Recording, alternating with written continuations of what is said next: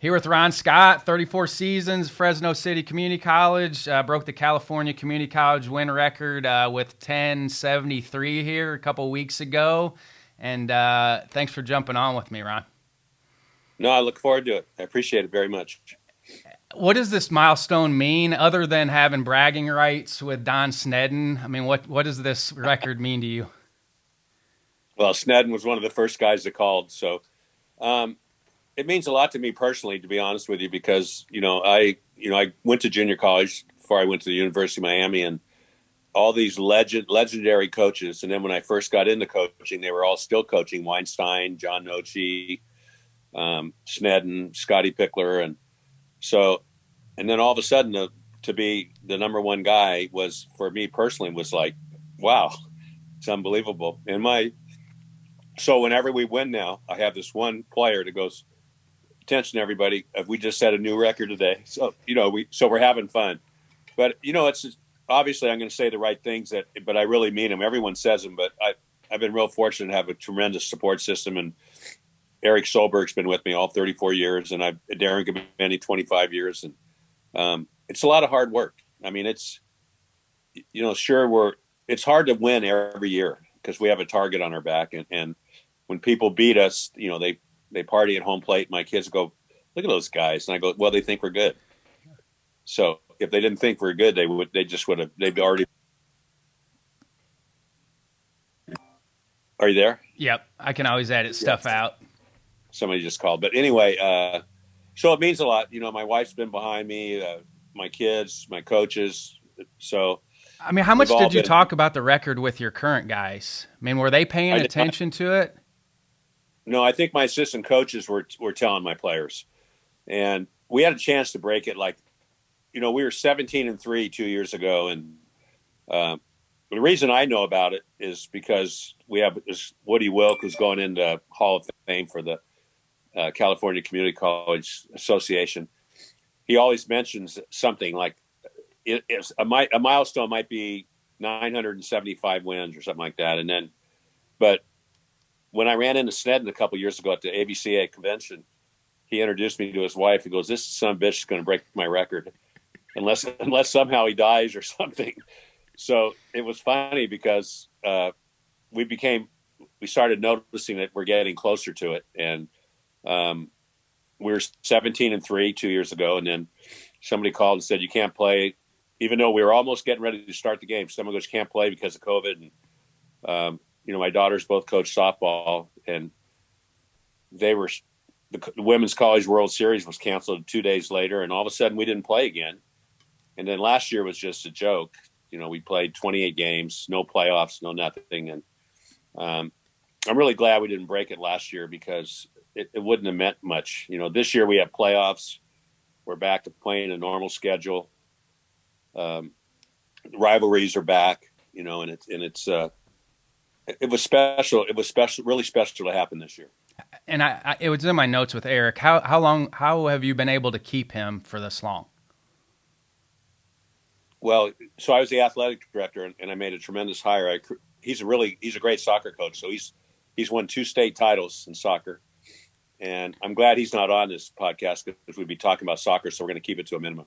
But he's done a great job there. So we created an opening as an assistant baseball head soccer coach, and that really limited the people that applied. So we had great soccer coaches with no baseball experience. We had great baseball coaches with no soccer experience. So Eric, he got the job and he's hit the ground running. And so he's full-time teacher coach at our school. We've been best friends. So he's been there from pitch one till yesterday. So he's not going anywhere. He's a Ram. What have you loved about Fresno City? It's a great baseball town, and I moved from the Bay Area, so I went to the University of Miami, and I came here basically to the Valley because it was too hard, too expensive to live in the Bay Area. My friends all, I drove a Volkswagen. My friends all drove Porsches and Mercedes and stuff, and I realized I wasn't going to be able to make it financially, so I came to the Valley. Len Burdett, my predecessor, basically handpicked me for the job. He liked what I was doing in high school, and so I got to know all the high school coaches just by coaching high school. And then when I got the job at City, I obviously fostered the relationships I had with them. And it doesn't take 1,073 wins to be accepted as a baseball person in this town, but I'm accepted as a baseball person in this town. It's a great baseball town. Pete Biden, Bob Bennett, Lem Burdett, plus all the great high school coaches. And here I was an outsider, and now I'm not an outsider anymore. So, I just love it. Fresno City was a great place to work. I retired as a teacher a couple of years ago, but I had tremendous presidents and support system there, and it's just a lot of fun. And like I said, it's a great baseball town. Hey, when did Len approach you about taking over for him? Well, I was teaching at Madera High School, and he always came by once a year and said, and he'd come to my class I was teaching, and he would say, I need to see these 3 players. Then the next year I need to see these 2 guys, and I'd get him out of class for him. And then one year I just said to him, I said, Coach, don't take this wrong. I really would like your job, but I would like to get out of high school and just come be your assistant. You don't have to pay me or anything. I just would like to get into college baseball. And he said, no one has ever said that to me, which surprised me. And the next year he came, and I was kind of in a hurry. I was late for class, surprising. And he looked in and he goes, hey, Ron. I go, hey, Coach, I'm really in a hurry. Who do you need? And he goes, I need you. So I said, wow. And I go, I have a class. And he goes, well, I've already arranged with the principal that he'll cover your class, and I get to talk to you for an hour. And he told me that he wanted me to come and succeed him part-time for 2 years. And then he would retire as a teacher. And if they didn't give me the job, in other words, I had 2 years to prove myself. And it was great. I mean, he's, in a town that's really popular with high school baseball coaches, for him to pick me out basically was great. And then he has supported me. He still goes to all our games. He's 95 years old. He feels like he's part of the family. He walks in the office whenever he wants. He's, I'm just really lucky because he handpicked me, and we haven't let him down. How come we don't see it as much? It seemed like in California, that's the way it was. High school coach to junior college coach, and then maybe move to Division I after that. How come we don't see that as much anymore? That's a good question. And, I'll use a perfect example. Scott Pickler, great JC coach. I mean, great, probably if I had to pick one of the best ones I've ever met and watched coach. He didn't even get an interview at San Diego State. He played there. He coaches in Alaska. And when he didn't get an interview for that job, it basically, I don't know if we're redheaded stepchildren, JC coaches. But San Diego State would have been really wise to pick him as their coach. Their program would be, they're great now probably. I'm not really sure. I haven't followed it as close as I like probably Coach Martinez a lot. Yeah, but what I'm saying is you have to give people like that chances. And, it's not a safe hire. I mean, that's what you see now, especially with baseball. It's not. ADs don't pay as much attention to baseball as they do to football and basketball. So you see some safe hires. You don't hardly ever see an out of the box hire, except winners win. Like if somebody wins at high school, they're probably going to win at the JC level, or they're probably going to win at the 4-year level. And winners win, but again, it's safer hires for the ADs at the 4-year. So I was runner-up for the Fresno State job, and I lost out to Mike Batesville, who's done a great job there. Yep. And I have a lot of respect for Mike. But when I was interviewing, there were some big names coming in, and I know I interviewed really well because the committee people had to email after each interview. It was 3 1.5-hour interviews with booster members, coaches, teachers. Anyway, it was a crazy interview, and I actually thought I got it. And what it came down to basically is what you just said. I wasn't the safe hire, and because I remember one of the last thing the athletic director said to me was, I'm kind of worried you really haven't recruited at the NCAA level, and I said, I know, but you have to learn these things. When I went to you've sent guys to 4-year schools. Like for me, the JC guys, like they've had guys go to 4-year schools and have had success. Jeff Willis at Eunice and I talk about this all the time. You have developed guys and sent them to four-year schools, so you know how to develop guys at a young age, but then get them ready to be successful at a four-year school. Yeah, and no, I agree 100% with you. But I was bitter, to be honest with you. I was really bitter. Here I am in Fresno. I have a tremendous booster. We do a fundraiser dinner where 1,000 people come to it. There's nothing else like that in Fresno, including Fresno State. And so I just, I felt like, boy, I'm a perfect choice for this thing. I'm going to get it. This is what I want. And I didn't get it. And it was like someone took my toy away from me. And I pouted for, I don't want to say 20 years, so I'll say a couple years.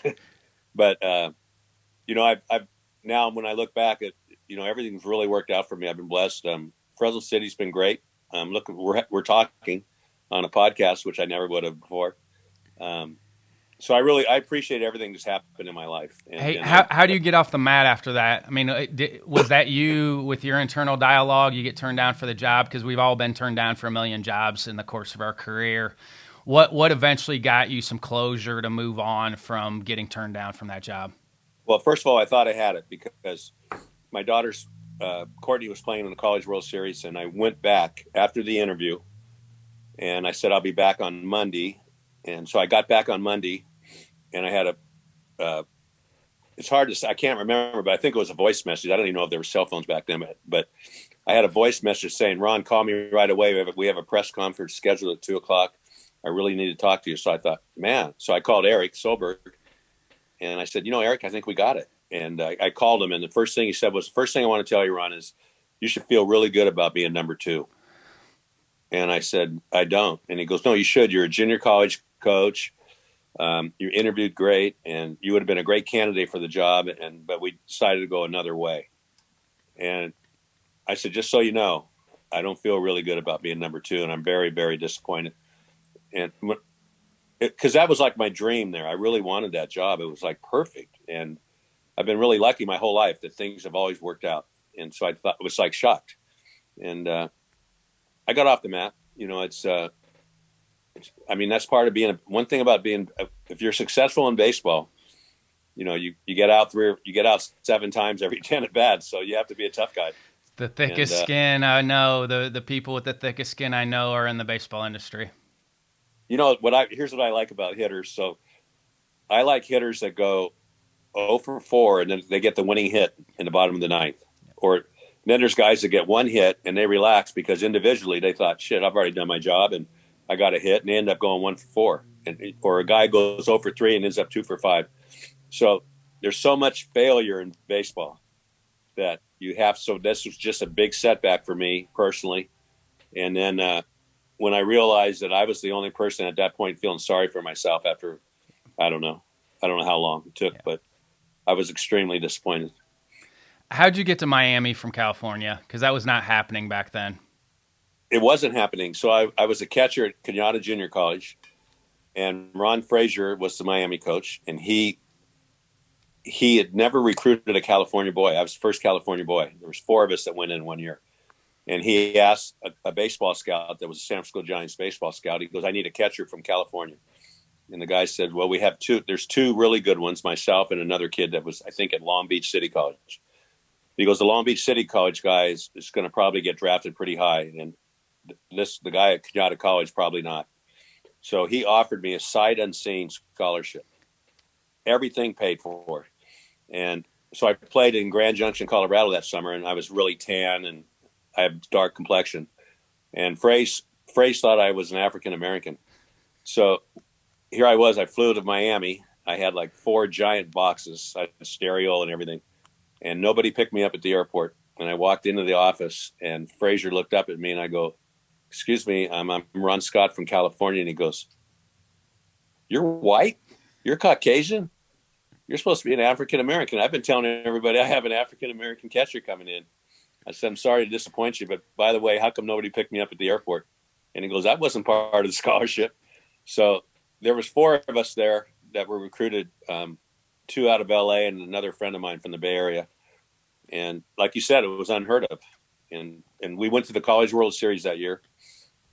We were, I think, 54-14 or 54-11 or something. And we lost to USC for the national title. And it was just unbelievable, like a dream thing. And then I was reading on an airplane, I was flying, I was reading an article by Jim Morris. He's coach at Miami then. And he said that he uses the runner-up 92 state championship, national championship trophy as a doorstop in his office. So when the kids walk in, they see that runner-up, and he wanted them to know that's what he thinks about being runner-up. And that's what I felt about when I didn't get the Fresno State job. But I did send Coach Morris a note saying, hey, we worked our ass off to get that trophy. But, yeah, I had nothing but fun at Miami. And for somebody listening doesn't know Coach Frazier, he was one of the first really promoters of college baseball. Talk a little bit about all the things that Coach Frazier did while you guys were there. Crazy man. He had a great staff, Bill McLean and Red Berry, and Skip Bertman before that. So Frazier would have all these fundraising ideas. We had a national turf field, and I mean the fundraising things were crazy. But I will say this: so that we had a special uniform for St. Patrick's Day. It was a different green, and it was cool. We only wore it on St. Patrick's Day. We never knew what uniform we were going to wear. We had so many uniforms. It was hanging in our locker when we were there. And one of my favorite Frazier stories is he came to practice one day and he goes, hey, there's at the dog races I think it was Biscayne dog races. He goes, the last race of the day, if the number like 4 dog wins it, we're flying to Gainesville. If it doesn't, we're going by bus. So if we have a good practice, I'll let you off, 30 minutes before the last race. So obviously it didn't matter. We had a great practice, and we ran to our cars and we drove as fast as we could. I remember we had like 6 guys in this convertible car. We drove to the Biscayne track, and we probably had like 30 Miami baseball players at the finish line of the dog track.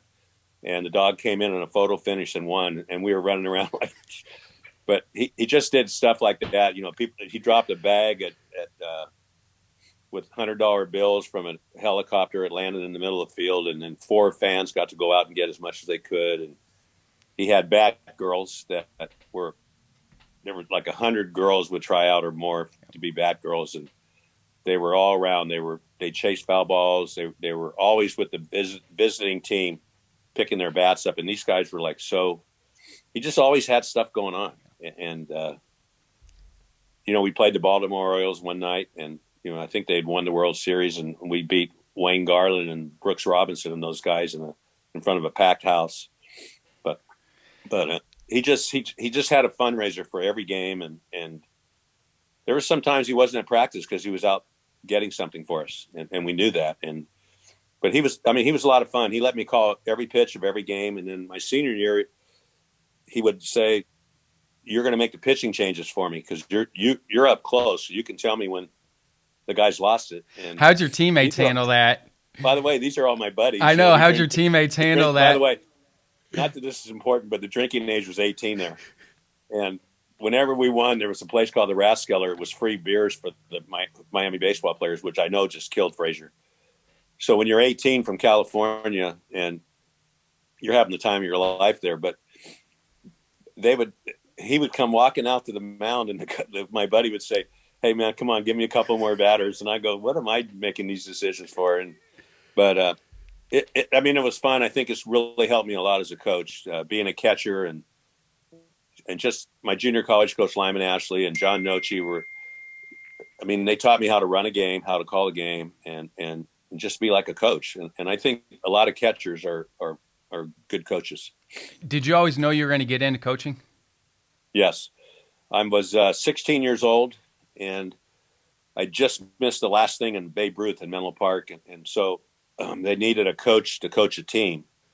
And the reason I went to Bellarmine High School, and I played Babe Ruth. My parents split up, divorced, so I was always moving around. So here I was in Menlo Park, and I had this coach named Joe McMonagle, and he was like the greatest coach I ever played for. I was 15, and he was probably 17 and played at Bellarmine. And he taught me how to coach, and I go, I want to be like that guy. And then he talked me into going to Bellarmine, even though it was a very expensive school. You'll laugh at this. So that I went out my freshman year for the baseball team, and I was a good catcher. And, I thought, man, this will be great. So there's like 100 kids at Bellarmine trying out for baseball. We had one practice, and it rained the rest of the week. And on the following Monday, the coach posted the roster. He goes, the following players will be on the freshman baseball team. I wasn't on it. And it was all kind of basically all San Jose kids because I took the train from Menlo Park.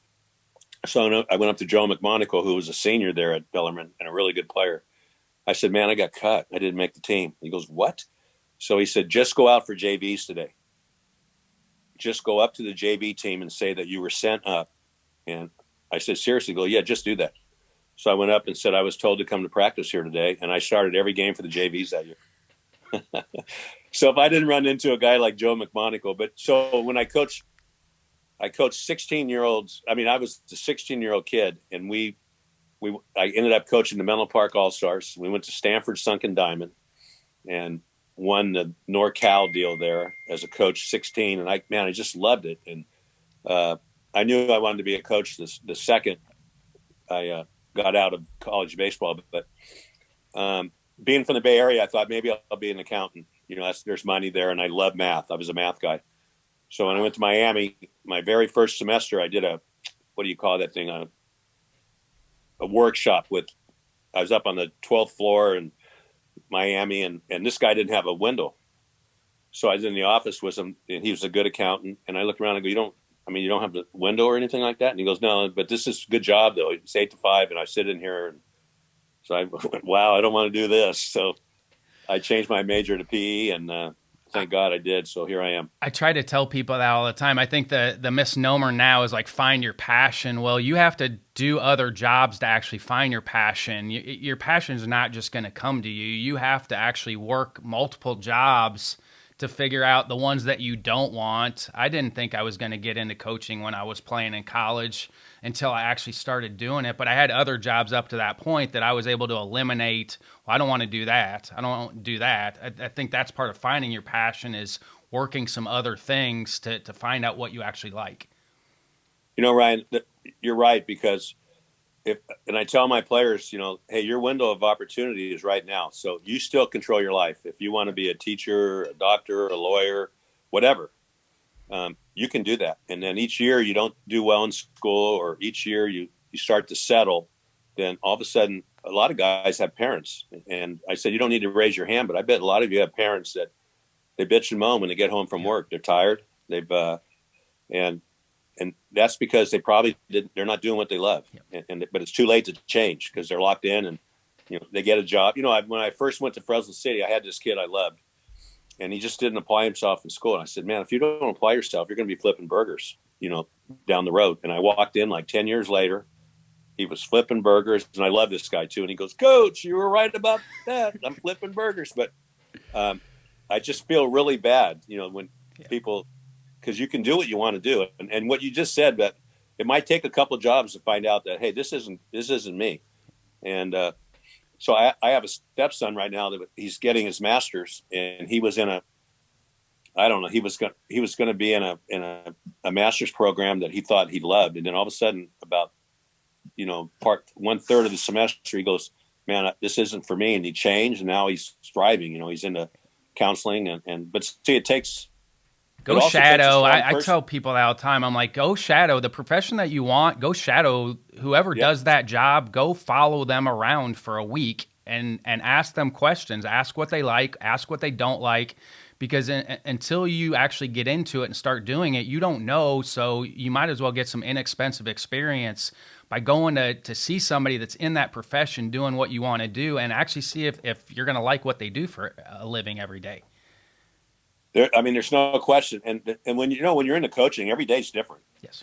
And every year is different. And junior college is, to me, I love it because almost every year you're not rebuilding. We just kind of reload at Fresno City. We always have said that. And, like my daughter, Courtney, she played at Cal and they won a national title. And I remember when her season was over, she goes, God, thank God, Dad, softball's over. Because we'd done travel ball. We had done everything. And then she got an offer to play in Japan. And it was financially a great offer. They paid her so much money, more than most of my players have ever got signing. She went there, and then Oklahoma opened up as a grad assistant. And she went to Oklahoma and was a grad assistant, and they might have won a national title. And then a couple of jobs opened. Now she's at Arkansas. Last year she was the SEC Coach of the Year. and my other daughter Amanda, they're both coaching. They say, people say, well, it's because of you. You force them into coaching. No, I didn't force them. No, Just because like my you kids said, want nothing to do with coaching. Neither one of my kids is going to get into it. They want nothing to do with it.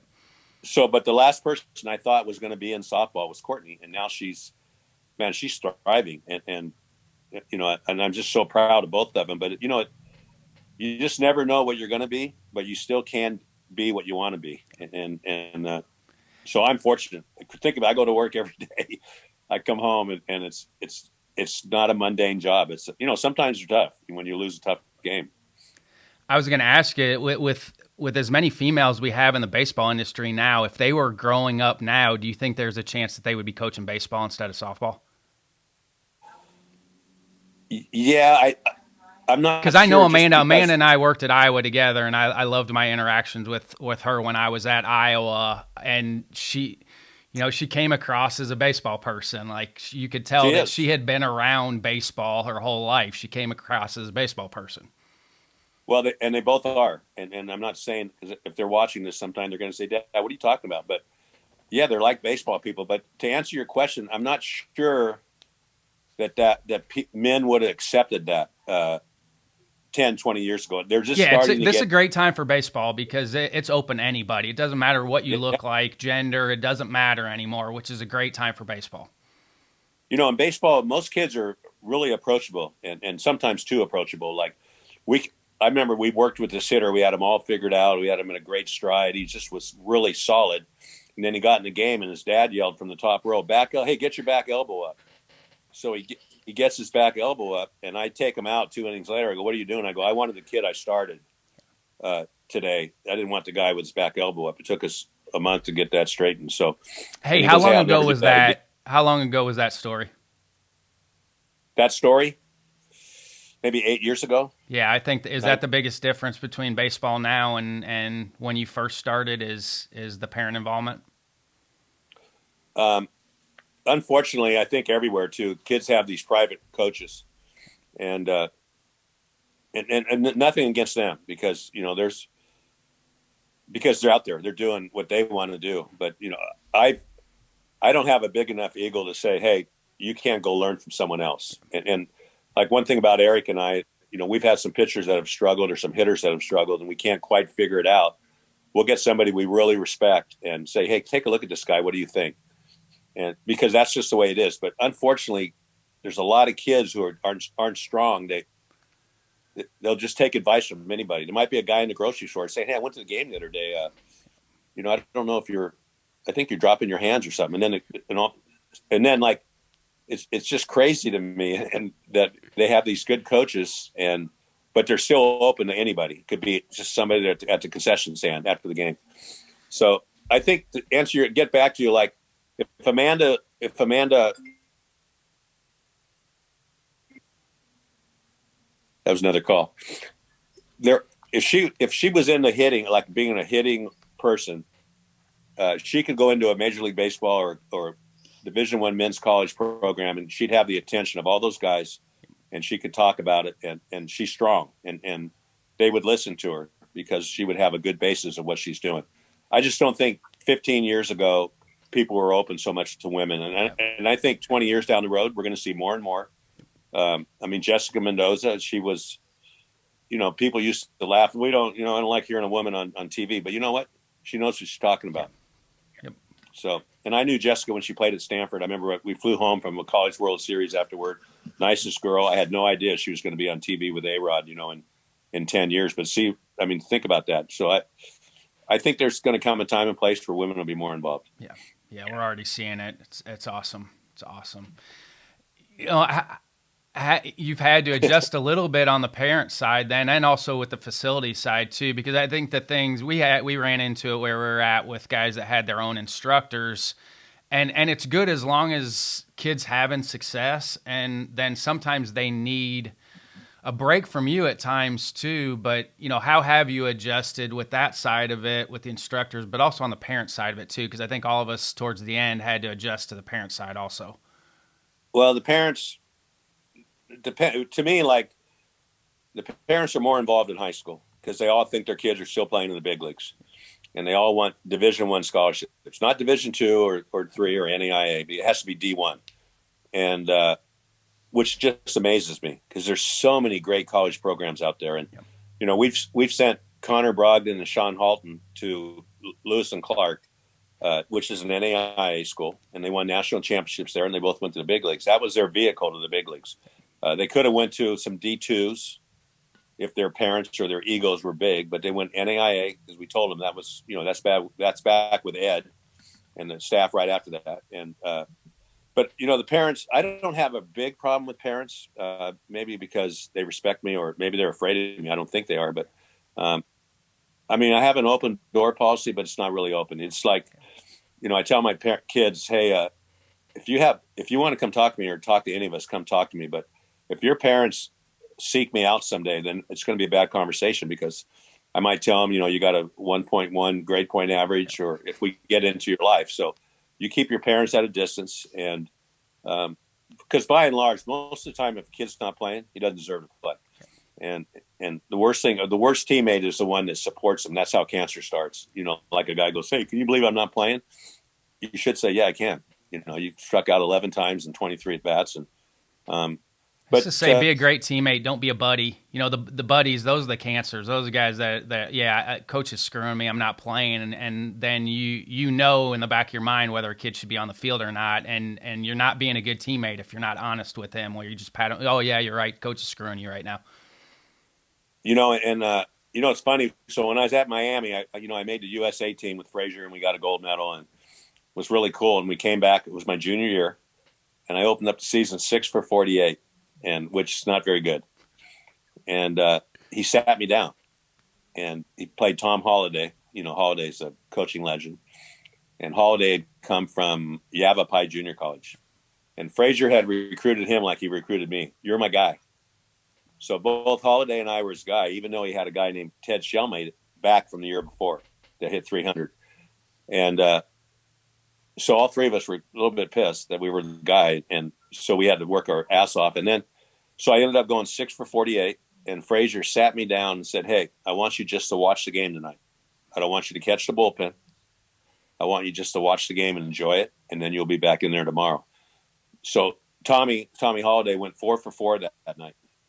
So the players are all calling me Wally now, Wally Pip, like from the 7th inning on. Hey, Wally, good job. You want to have a beer, Wally? And I'm going, oh, my God. Well, Frazier, true to his word, I went right back in there and played every inning of every game the rest of the year and ended up having a great season. And so sometimes. Hey, now did Holliday have to go DH then? Is there a way to keep the 4 for 4 guy in the lineup? I've never seen myself catch, but people said I was really, really good catcher. And so I had to be better than Tommy, who I thought was a good catcher, and he was a switch hitter to boot. But Holliday didn't really play that year because we had Orlando Gonzalez at first base, and he was the player of the year that year. And I can't remember who our DH was, but his senior year, Tommy played first, and I caught. So there was never any animosity between us, which I thought there would be. And they just, I guess, I don't know if they accepted or whatever, but getting back to your long question, accepting these outside hitting coaches and pitching coaches is really sometimes pretty hard now. That's a whole new thing that we have to deal with.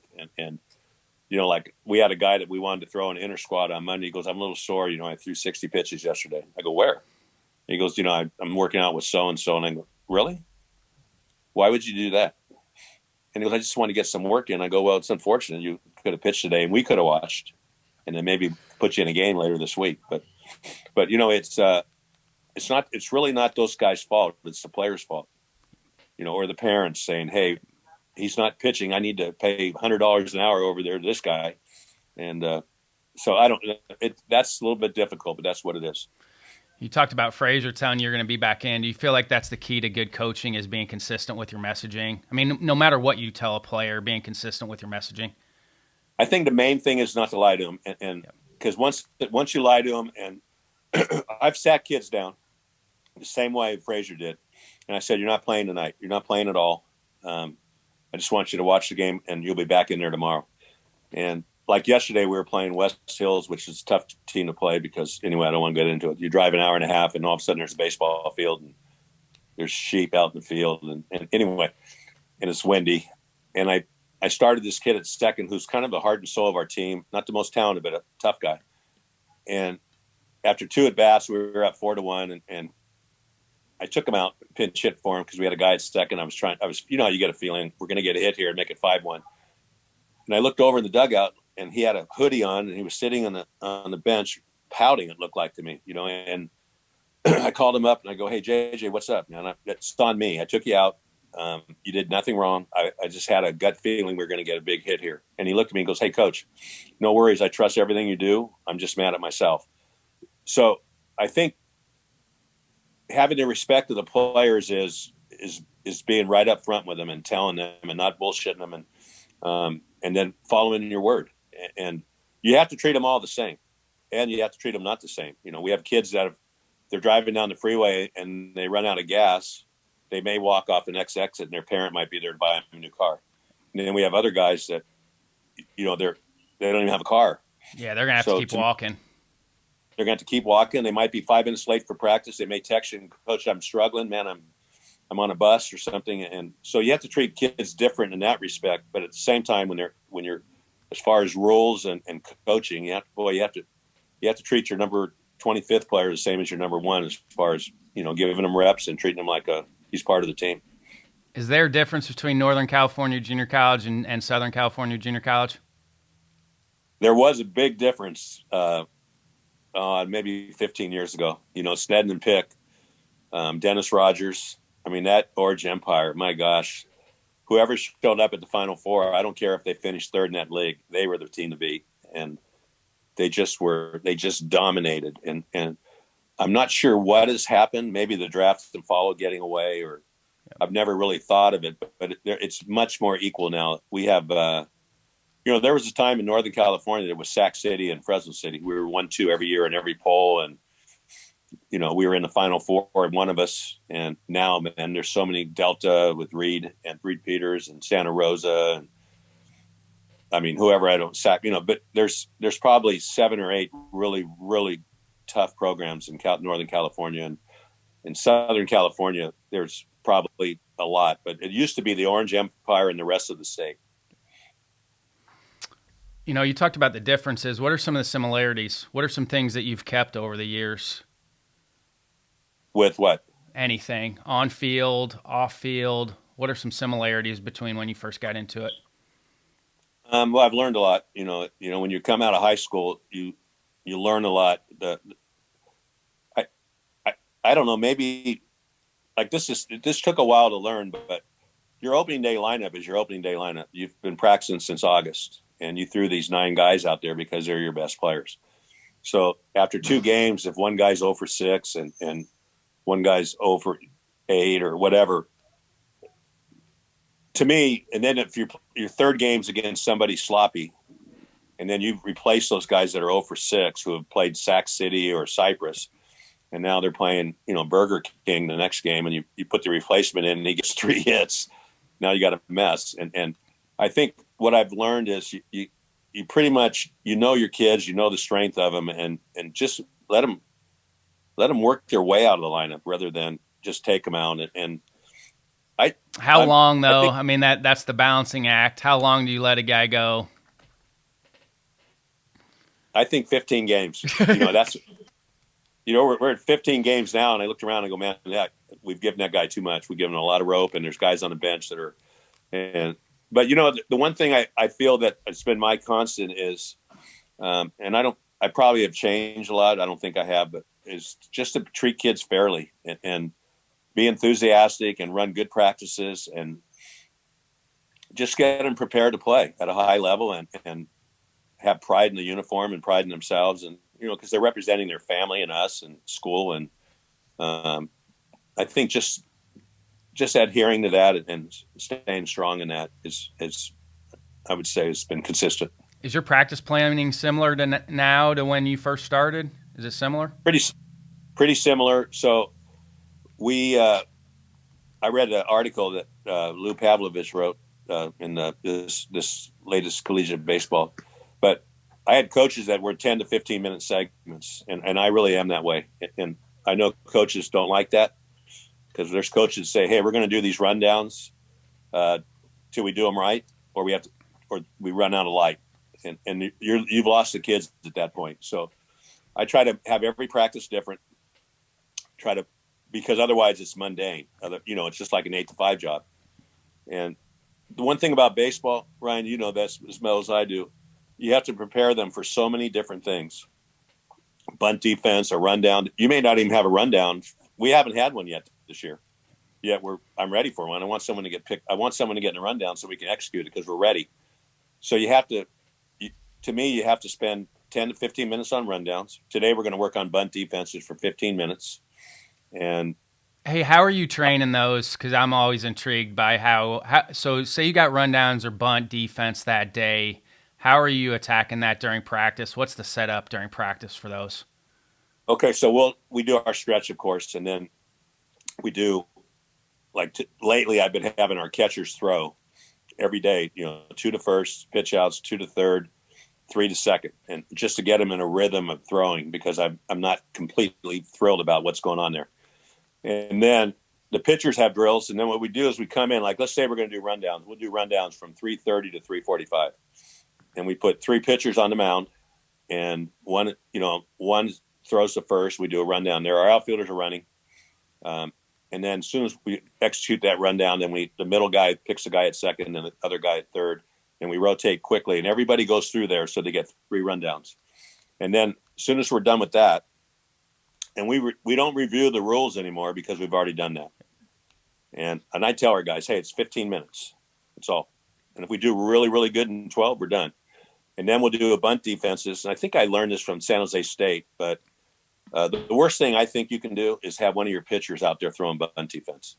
Unless they're hot. I mean, that's the only time. Unless they're hot. If they've thrown a bullpen, unless they're hot, because it's not going to be anywhere near the plate for those guys. And it gets them yippy. Yeah, it gets them yippy, and then you develop some bad habits. So what we do is we put our pitcher on the mound, and we have a coach that has a decent velocity, and we'll call the bunt defense, and even if it's a pitch out or whatever, he knows it, and then he'll throw. He just throws.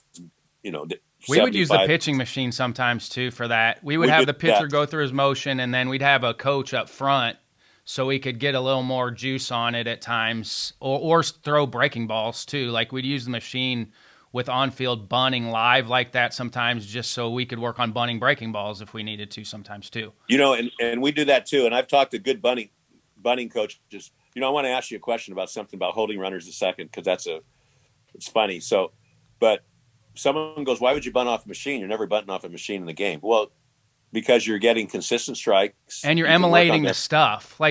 Yeah. I mean, we've all thrown BP. You're not going to be able to emulate a game slider. You're just not. You have to use a machine to emulate the stuff that they're going to see.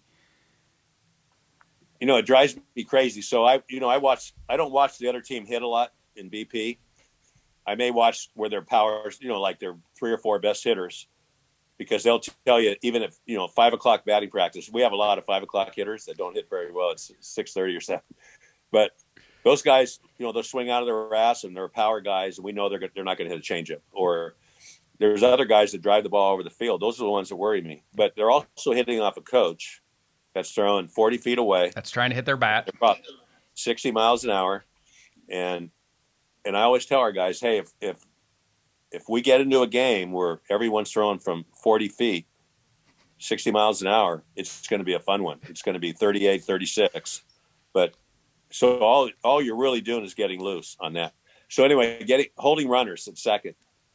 So it's funny. So I went to Arkansas because Courtney's there, and I go, set me up a meeting with Van Horn. And he's got a great staff, Dave Van Horn, and they're really great. They're great. And Hobbs is a JC guy from California. So when I walk in there, I have a little credibility because he knows that I'm from California Junior College. I'm not a car salesman that, I'm trying. So the first question I asked Dave, I go, let's talk about holding runners a second. He goes, man, I don't want to talk about that. He goes, I'm not, that's not one of my things. And so I've asked 3 coaches I really respect, him being one of them. How do you hold runners at second? Because college baseball, there's some schools that they're stealing third right now, and it's a problem because you're playing all these teams and you're kind of holding runners, but they're not aggressive base stealers. Then all of a sudden you show up and you got a team that's, man, when they get to second, they're going to steal. Well, first I stole from California infielders when I was playing in the Cape and then coaching in the Cape. The middle guys would relay to the pitcher.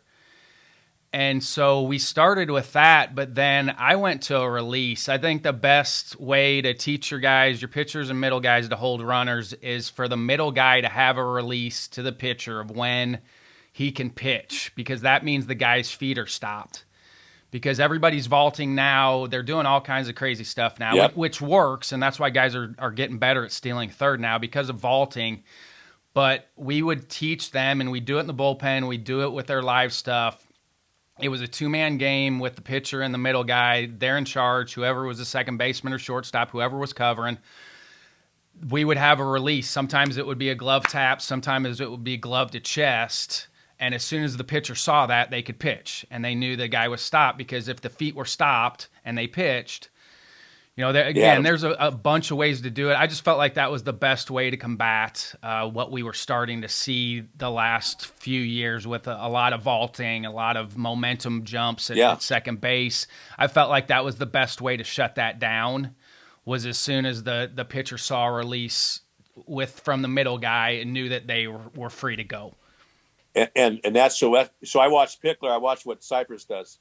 And I remember I asked Pick and I asked Ronnie, their pitching guy, how you hold runners to second. He goes, well, and they give up a little bit there, but their second baseman's in tight. And so they're giving up some there. And then he'll release. And he does that. He releases. But the key to that to me is, so our pitchers, so we're working really good on a move to second. So there's only two teams we're worried about running. And we haven't played them for a while.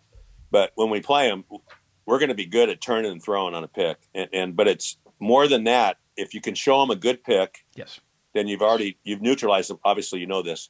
But the problem with it is when a guy tells you the release and the pitcher turns and looks at home for 3 seconds. For sure. And that's why you have to work on it.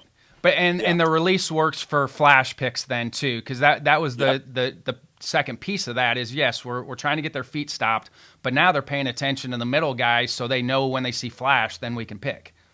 Yep. So anyway, it's interesting that everybody has a deal and that they're not good at. There's some pitchers don't hold runners. There's some teams like Reedley College; those pitchers are one flat to the plate, every one of them. It doesn't even matter if they're lousy pitchers. It basically takes your running game out. Yep. And that's the other thing I tell coaches too. I know it's hard on guys, but if you want to shut the running game down, then be quick to the plate. That takes care of all of it. It takes care of everything. It covers any deficiency that you have in that situation. So it's so refreshing sometimes to see a pitcher and we look at him. I go, "What do you got?" And he goes, "I got 1.5." 1.5. Let me see one more of those, because I think sometimes pitchers throw a 1.5 in the first pitch, or they warm up. They're trying to deke 1.5, and then all of a sudden, shit, we're going to run, and then you run, the guy's one flat and he's out by 20 feet. So anyway, that's what I love about baseball. There's crazy stuff going on.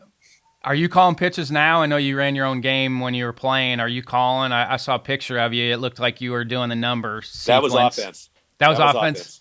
Love Eric it. runs the defense, and I run the offense. And it's I love the numbers for the offense, too. I know some people run it through the ringer, but I love using the numbers for the offense, too. I think we're going to see it. You're seeing it now with the pagers. Vandy's using the pagers now. NC State's using the pagers, where they basically dial it in for the pitcher and catchers. And Vandy's, all of their defensive guys have the pager on, so they know exactly what's coming. You used to relay, the infielders would relay to the outfielders what's coming. Well, teams would pick that up off your back. Sure. So now they're relaying it in, and every defender knows what pitch is coming. I think at some point we'll see the offense where whoever's running it's going to type in the 3 numbers. It's going to pop up, and offensively, that way teams aren't picking your signs. And some teams have the catcher has a little the earpiece now. What to call. But you still have to, that's the thing. With a pager, then your pitcher gets it right away. And some teams were looking in the dugout with the pitcher having the wristband. That started a couple years ago. Yeah. The hard part with the earpiece now is it doesn't always works, and the catcher still has to give signs to the pitcher. So that the pager is a way to just get rid of all of that. And so you're not even worrying about anybody picking your signs because everybody's getting it off their wristband, which is crazy. You know, it's funny, the old school coaches, which people probably think I am too, but I'm talking about the older school guys. They can't get into this number system. They're going, come on, you got to put a chew in your mouth and start and touch this in your ear and stuff. And I go, why? Why? Because you miss signs. For sure. And why would you want the other team to know what's coming? Like there's a chance as soon as you start giving signs, there's a chance that somebody in the dugout is good enough to pick those. No matter how good you think your sign sequences are. And now with the short attention span of the players that you guys all have to deal with, they aren't good enough to learn 5 or 6 or 7 different sign sequences and be able to remember all of those and get it right every time. Like there's too many variables now. There's too many variables. Yep. I agree 100%. You know what I think is always funny is, if the other team will be writing down our numbers. I mean, I'm not ever going to say that. I'm not going to say the same number today again, and maybe not the whole week. Nope. It's like maybe the third game of the series, I might yell 144, and they might go 144. I think they ran. You know, and we look over there and we're writing our numbers down, and like Eric will change if the other team's even a little bit interested in what we're calling. He'll change every inning or every other inning, just a card on the pitchers and I mean with the catchers. But when I see them writing down what I'm calling, I'm going, you guys are lost over there. Yes. You must not like that guy. You must have been late for practice. So you manage from the dugout then? You're not coaching third? I don't coach third anymore. And thank God I don't. I have Darren Gamani, but he's really aggressive. Sometimes I jokingly say he leads the nation in getting guys thrown out the plate. Waving Wendell Kim. Waving Wendell Kim. Wendell Kim's Fresno guy. But so he's very aggressive. He loves coaching third. And I think I used to coach third. And by being in the dugout now, to me, I'm more involved with the offense. Yep. I can talk to players. You know, do you feel like that's the benefit? Because I did both also. Do you feel like that's the benefit? I think you can tell guys when to get warmed up quicker, or I just think it allows you to maybe see where their headspace is at a little bit more, but also you can make some substitutions quicker because you're in there and you're not screaming from third base. You can get guys ready. You can say, hey, get your legs loose, rather than yell from the third base box across all the way to first base dugout. Hey, get Billy up, you know, and it's just so much. And he's an aggressive base coach. And I mean, I'll be honest, there's a lot of times I'm going, no. And the guy, he beats it home. And I may have held him up. And I'm an aggressive person, but he does crazy things sometimes. And 9 out of 10 times he's right. You know, he still requires the other team to make 2 really good throws or whatever. And so I think it's to answer your question, and you're also there to console a guy or pick him up. He might strike out with him loaded with 1 out, and you got to that guy has to go out and play shortstop. You got to say, hey, put it away, man. You're my guy. You're my shortstop. And you can't do that at third. And so I love managing the game from the dugout. You know, I thought Eagle-wise, I like, you know, some guys like to be out on the field. And you know, it's like a good offensive coordinator or defensive coordinator in football. Some of the best ones are up in the box. Yep. They're not on the field. And they can see the whole picture and be part of it. And so I'm one thing I'm really fortunate with, a lot of things, but one of them is I have a great coaching staff. And you know, when you go to work every day with your best friends. And I think what makes our coaching staff as great as it is we don't always agree.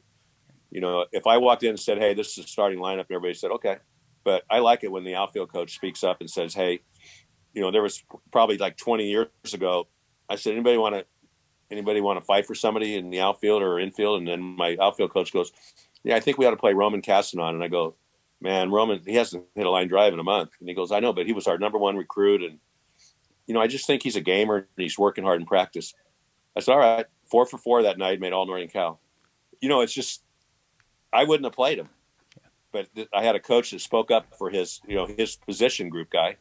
And I respect all our coaches and their opinions. And sometimes being the head coach, you got to make a decision. And what I love about our coaches is once we leave the office, we're all on the same page. We I don't think say, that's "Oh the man." key.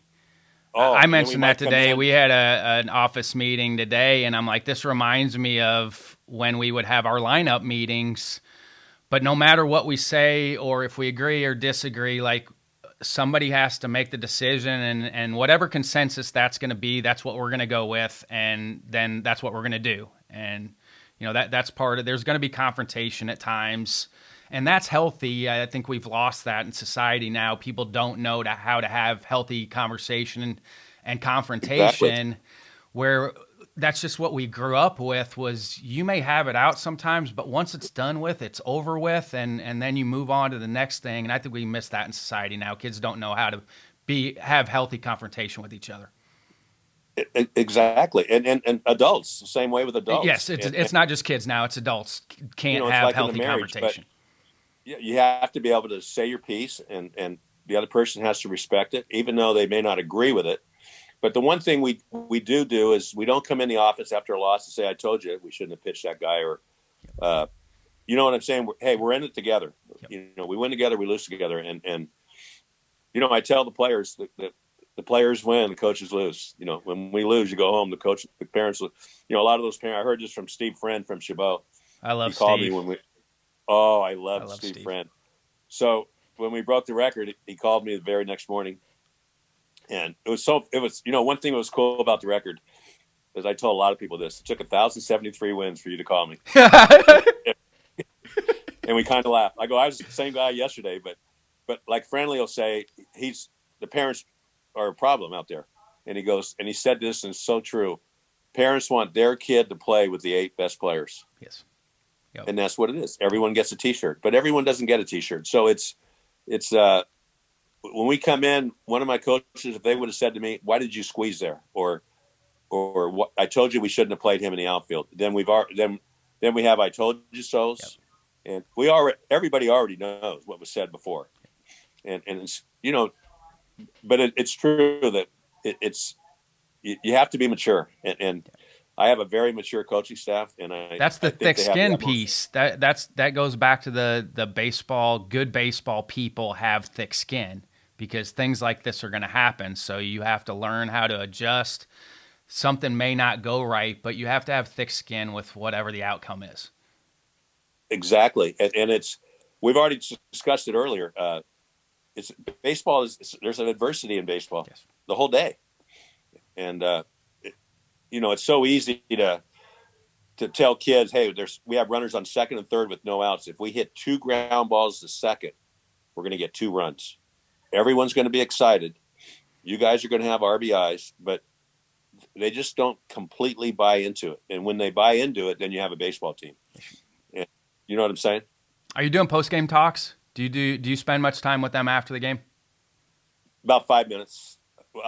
Today more. I'll spend 10 minutes on yesterday's game, going over it. And it's funny. I told you earlier. Now after our post game, we have a couple of jokes, and we always it's a private thing between our team.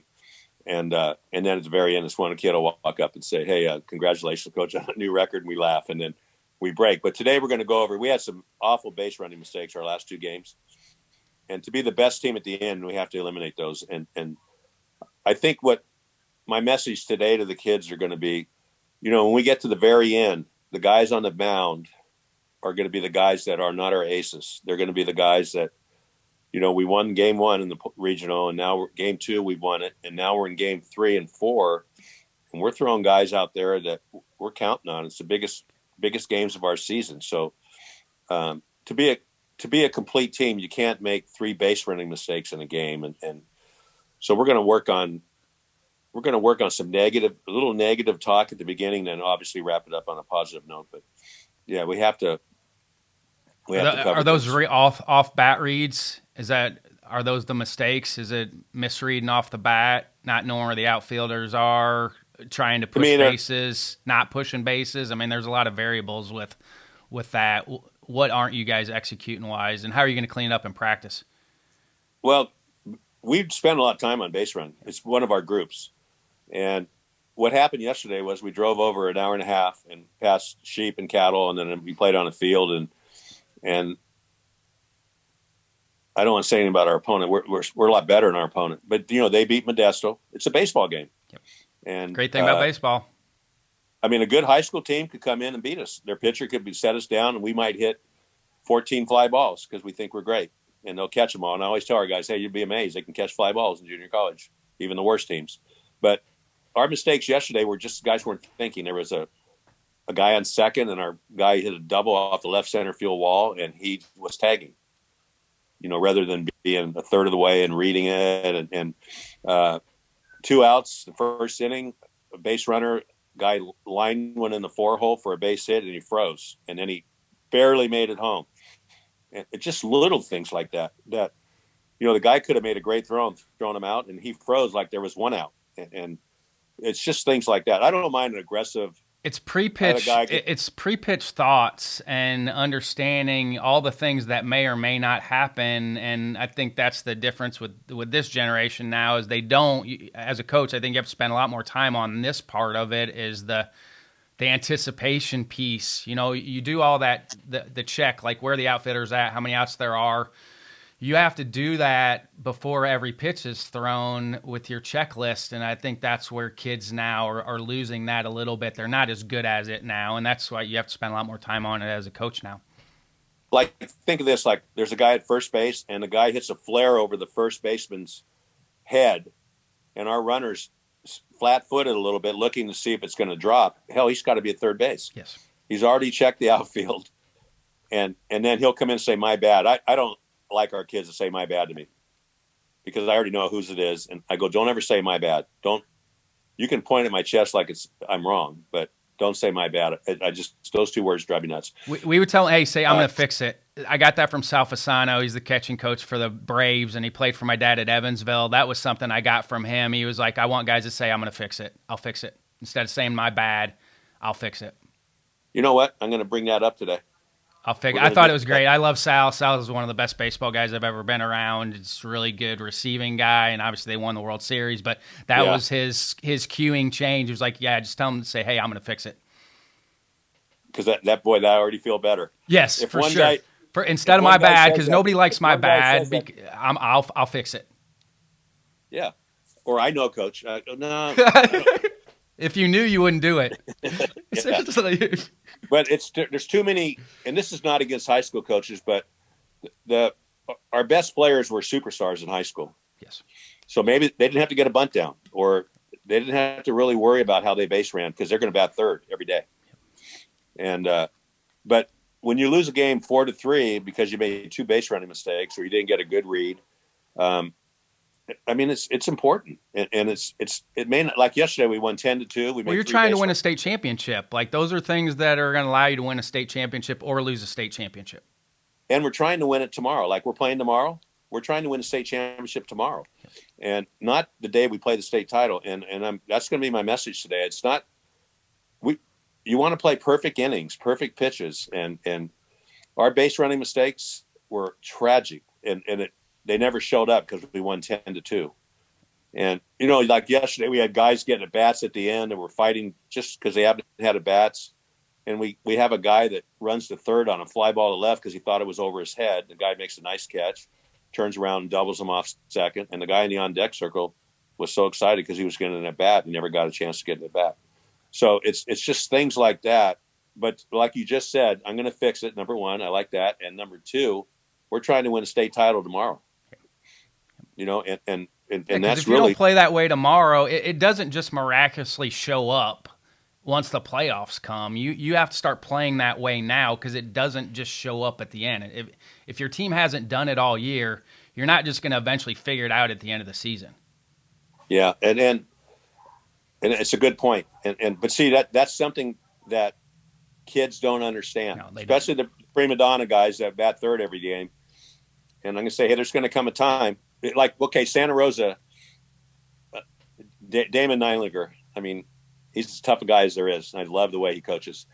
So they were in the final state championship game, and they had the bases loaded in the first inning, and his catcher was an absolute stud, went to Arizona, might have played pro ball. And he drag bunted, and all hell broke loose. I mean, they were so worried this guy was going to hit a double. They had the third baseman back, Caught everyone him back, napping. and he threw down about a 45-foot bunt, 1-0. Santa Rosa kids went crazy. They scored like 5 runs. Yep. Now, to ask a number 4 hitter to drag bunt with the bases loaded is, to me, is crazy. And most number 4 hitters that were, what? I'm going to double here. Well, a lot of guys have never worked on it. I mean, that's the thing. Never worked on it. You know, that's the beautiful piece about Salfasano was a guy that was 6'3", 215 when he played at Evansville. He would hit a home run. His next at bat was an automatic drag bunt. He did it on his own, but he's like they're not expecting it out of me. And that's kids are afraid to. I mean, they're afraid That's to playing fail. the game. Like we've lost a little bit of just go out and play the game. Like you're in the backyard. Like that's part of playing the game. If a team's not expecting you to do it, that's your opportunity. The game is giving you that opportunity to do that because the other team is not expecting you to do it. Yeah, you know, and it's just, it drives me crazy when you look at a guy and go, "Hey, it's there," and he looks and goes, "Okay," and then he doesn't do it. And the next time I'm going to tell you, you're bunting. But we work hard on bunting, and I tell our superstar guys, I have a left fielder that's got 7 homers. He's probably got the most homers in Northern Cal. He's really, really good hitter.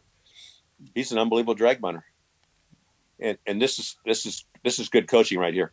So do you have to go? No. So this is good coaching. So yesterday, we were up 4-1, and I told my assistant coach, I go, you know, Dylan really works hard in his drag bunting. He told me before the game, he goes, "Coach, I think I'm going to drag bunt today." I go, "I'll let you know when I think you should do it, because he's our best hitter." So the count was 1-0, and I said, if this pitch is a strike, we're going to drag. He had a ball, 425-foot homer or something, a mile out of the ballpark. And he came in the dugout. I go, "You're going to laugh at this. I was going to have you drag on the next pitch." He goes, "I know." He goes, "I was actually thinking about it." But to have a guy like that think about drag bunting, I mean, I love that kind of stuff. And you know, and I love guys that are aggressive on the bases. If they make an aggressive mistake, so to it. They read a ball in the dirt and they went, and they're going to be safe most of the time because most catchers are lazy. But when you can get that over to a team that don't be afraid to fail, that's the biggest part of it. Hey, do you have a fail forward moment? Everybody has to answer this one. Do you have something that you thought was going to sidetrack you, but looking back now was one of the best things that happened to you? I mean, is getting turned down for the Fresno State job, is that a fail forward moment? That was a fail forward moment. I mean, isn't it? I mean, you just broke the California community college record, which you're up there with legends of the game. If you get hired at Fresno State, you probably have a great career at Fresno State, but you don't get this opportunity now. No, and you know, I've had friends that, like Larry Lee went to Cuesta. I mean, from Cuesta to Cal Poly, and I've had other guys who have gone on as D1 assistants, and they'll say, "Man, I should have stayed at junior college." You know, I love Fresno City College. What you just said, the accolades and things that myself personally are getting in our baseball program are getting right now, we just would have never got them. You know, it's kind of cool. Len Burdett, 95, walked in the dugout the other day. When I say walk, he still golfs too. And he goes, "I just had to congratulate you, Ron." He goes, "Do you know, we beat Cerritos one year, and I was the winningest coach in Northern California. And you were the winningest coach the other night. And what school can say they had the 2 winningest coaches at one time?" And I thought about that, and I go, man, how cool is that? You know, and it's cool. And I think our town and our school and everyone's excited about it. I know our coaches are, our players are. Like I said, we set a record when we win. But it's just a lot of hard work, and that was my fail moment, you know. Because everybody has them. Every successful person has those moments that, you know, at the time they hurt, but then you look back, it's like, okay, it happened maybe how it was supposed to happen. You don't know that until you look up, you know, 5-10 years down the road, but you look back and you're like, okay, that happened exactly how it was supposed to happen, because now I've gotten all these other opportunities that I wouldn't have gotten if it would have worked out the other way. Well, I mean, this is going to sound stupid, but you and I are talking on a podcast today. For sure. And by the way, I'm having a blast. Yeah, and I am too. I love talking baseball with people, you know, especially people like me, and they're enthusiastic. So I mean, I could go on forever. When I saw you looking to your right, I thought maybe you No, had I some had to reference. close out a deal. But hey, do you have any evening or morning routines that you're consistent with? This is one of the other questions I like asking successful people. Do you have either a morning routine that you've had for a while or an evening routine that you've had for a while that you like, that you feel like helps you stay on top of things? Yeah, so I get up in the morning and I do my normal thing, and which is have a cup of coffee, and I like to order a sandwich. For I have a pitching coach that drives in. He's actually a minister, and I order a sandwich at a deli for him, and we have this routine. And he never, what do you want? He goes, just, hey, coach, I appreciate it. Just whatever you get, I'll get. And we all have our superstitions. Like, unfortunately, like, I can't wear these socks. We lost Tuesday in them. Sometimes I have a bad loss. You'll laugh at this. I take my shit off and I just throw it in the trash can. I'm not wearing it again. I don't want to wear. I don't even want to be around those things. But afterwards, I'll come home with my wife. We'll have a glass of wine and we'll relax. After a win, especially. But and then I'm not supposed to say this, but after a baseball win at home, we have a little shot there. Some booster gave us a really nice bottle of something, and we'll do a shot together as a staff.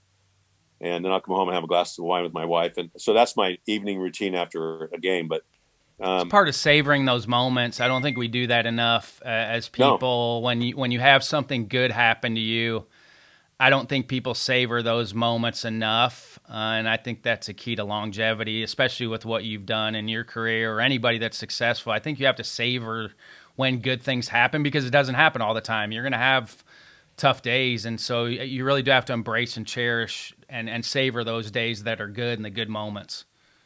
Yeah. And you have to do that because, sometimes there's some losses. I can probably name 3 losses that have just absolutely destroyed me. I had one of them this year for the record, but I'm very late in my career, very late. I'd like to concentrate on, like, my wife and I want to travel, my grandsons, just do things, have another phase of life. Not that I don't like this one. I love it. I'll miss all the relationships, but I've noticed myself savoring, like, I'm not going to coach against this guy again, or, this is my last trip to Kalinga Saturday. Thank God. Because it would have to be like a minor miracle for them to be in the playoffs and for us to go there for a playoff. There'd have to be like probably 45 bus wrecks, something like that to happen. So, I'm savoring, if this is it for me, we have 10 more home games, before the playoffs. So I am savoring those kind of things and trying to appreciate the moment and appreciate my fans and, like, supporters who come to the games. When we won it, there was, I had this one, Larry and Carolyn Prieto, their grandson played for me a couple years ago.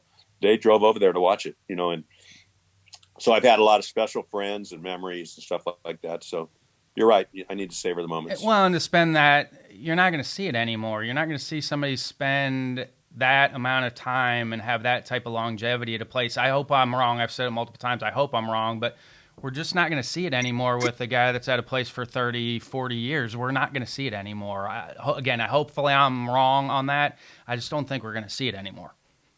No, and that's sad, but it's the way society is now.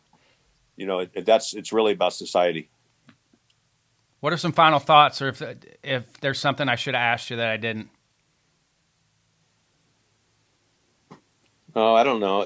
I mean, one thing I have a routine is, so my daughter's coach, and a lot of times we play the same days. And we have a thread with my wife and Courtney's husband. There's 5 of us, and we'll get on and we'll say a big day in the world. And so Amanda's team has struggled at times. You worked with Mandy, you said. Yeah. So we had 6 games in one day, and we won ours, and Courtney won hers, and Mandy won all 4. So in a text, we said, can you imagine that? We won all 6, and Mandy, you won 4 of them. She goes, who would have known? And, so we have it. That thing's kind of fun, having 2 daughters that coach, follow them. And, it keeps us connected in a way. So now when I get out of coaching, my connection will be, we're traveling there to watch them. Love it. Ron, I can't thank you enough for jumping on with me. And I am going to be out for the California State Championship, so hopefully I see you guys out there. I hope our team's there, but I'll be there regardless. But I really, really thank you for this. This is great. Yep. Love it. All right. Appreciate it. Good luck. All righty. Thanks, Ron.